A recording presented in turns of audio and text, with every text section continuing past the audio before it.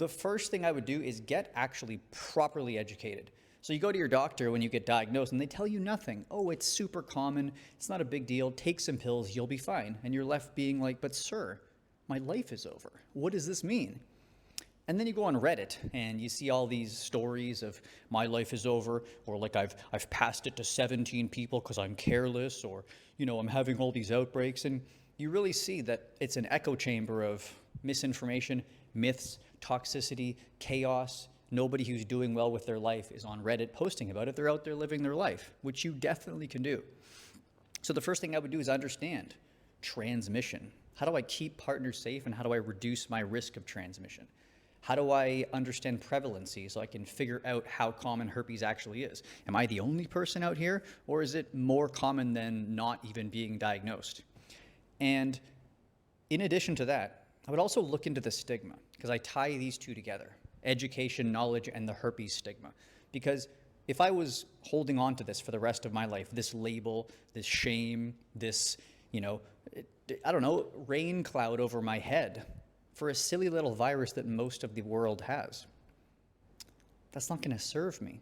And I think it's hard to detach from a stigma when we don't know the root of it.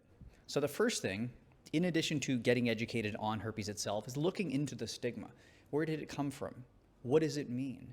Do I have to hold on to this? Can I somehow distance myself from the herpes stigma so that I can go from herpes meaning something to herpes just simply being this neutral virus, this health condition, this thing that for the most part, and in a lot of people, doesn't even cause any symptoms. I always say that herpes is a mental health disorder because I get people reaching out, coaching clients or things like that are just diagnosed with a blood test. Now, some blood tests can be a little bit iffy, but with a genuinely positive blood test and no symptoms, people should not be having crazy thoughts, life-ending thoughts, unless there's this huge stigma around a virus. So clearing up that first step is I would get knowledgeable for myself, increase my own confidence based on how to actually navigate life with this virus. And I would look into the stigma and say, is this serving me, or can I put it to the side, not buy into it, let other people play the game of buying into the stigma, and I'll just be over here in a state of not ignorance.